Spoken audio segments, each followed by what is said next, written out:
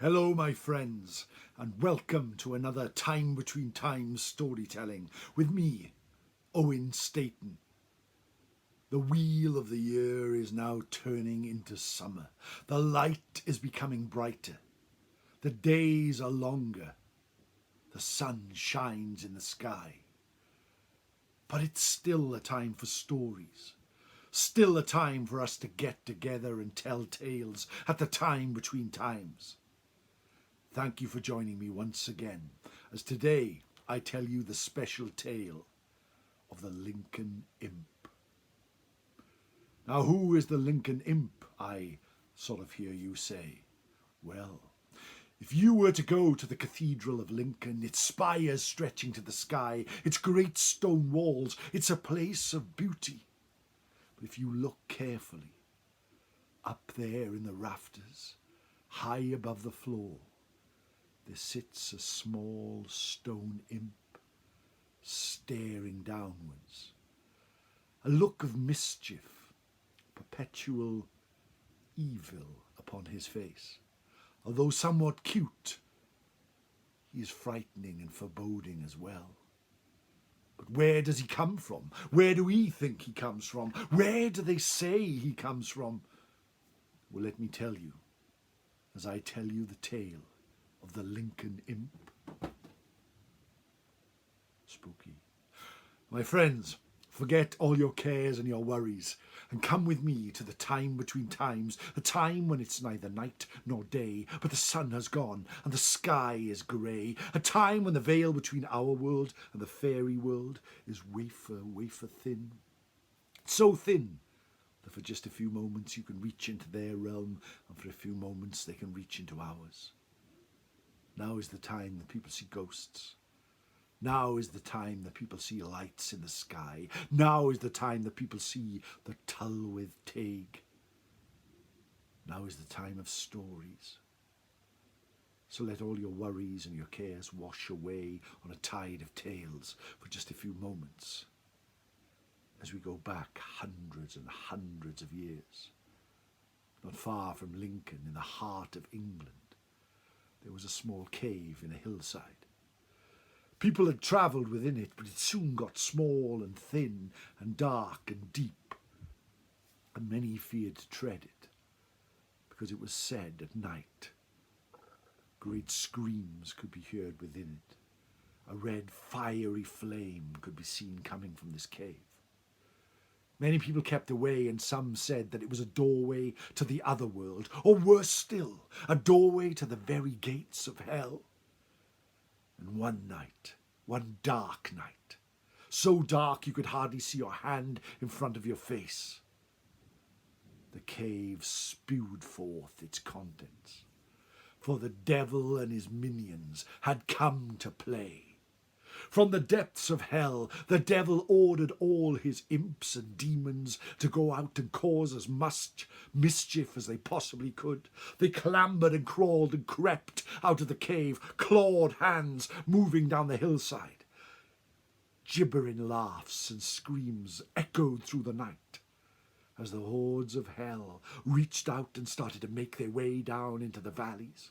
There they travelled from town to town, church to church, causing mischief. There in Chesterfield, in the Church of All Saints, they twisted the spire and bent it. There in St. Mary's Church, they smashed the stained glass windows. Laughter filled the air as the imps and demons travelled around the town, scaring the populace, causing them to rush inside. They travelled on to Lincoln, and they targeted its great cathedral.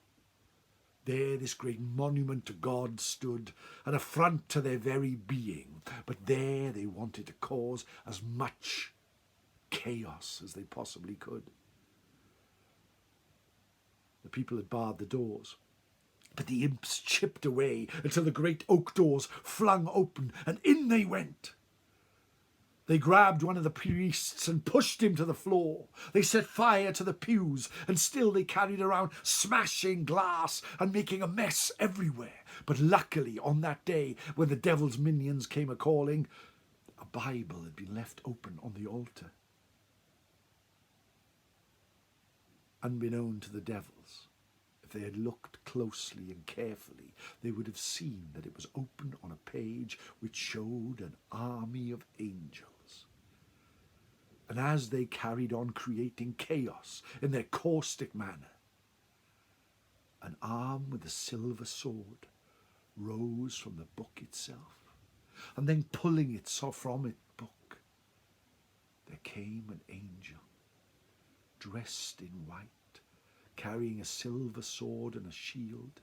She glowed with the very glory of heaven, the most beautiful sight anyone had ever seen, her hair glistening. She pulled herself out of the book and flew up into the centre of the cathedral, filling it with light. The demons and the imps barked in terror at this sight, and the vast majority of them fled out of the door, slamming the oak doors behind them. The angel held his sword in triumph. But at that moment of glory, at that moment of pride, something strange happened, and a stone hit her in the head. Staggered back, the angel took a look up, and there, high near the roof, she saw a single imp laughing manically as he threw stone after stone at this angel, this messenger of God. She raised her sword to smite him down and was about to fly up, but then realized that now she had a chance to leave a lasting memory, and in a language as old as the mountains, she cast a curse, a spell, an utterance, and the imp, slowly from the bottom of his feet all the way through his body until they reached the top of his spiky head, he turned to stone, still kept there, his evil glare in perpetual silence until the end of time. The angel returned to the book. The minions of hell returned to the cave, but the imp stayed high up in Lincoln Cathedral, looking down at the people who pass in prayer underneath him, where he remains to this day. And if you were lucky enough to go to that great cathedral and walk through the doors, looked around, looked upwards, to help you now, it's even illuminated with a spotlight. You will see that singular imp glaring down at you, where he has remained for hundreds and hundreds of years, and will stay for hundreds more. And that, my friends, is the tale of the Lincoln Imp. A lovely tale, a great tale, and something you can still see to this day. Thank you for joining me here at the Time Between Times once more. My name is Owen Staton. I release one of these videos every week. I also have a podcast, Time Between Times Podcast, where I release another tale told in a mindful way every week. For those of you who like a bit of gaming, I have a gaming channel, Adventures at the Time Between Times. If you wish to support me, drop me an email, owenstaton@aol.com, if you want me to tell another tale. I'm at Twitter, at Owen S. Griffiths. And if you're feeling really generous, why not buy me a coffee at ko-fi.com/Owen Staton. But please like and subscribe and tell your friends about this channel. Our numbers grow every week, and for that I am truly grateful. Take care, my friends. Remember, there is always a place here at the Time Between Times where the outside world has no effect and we lose ourselves in the magic of stories. No star.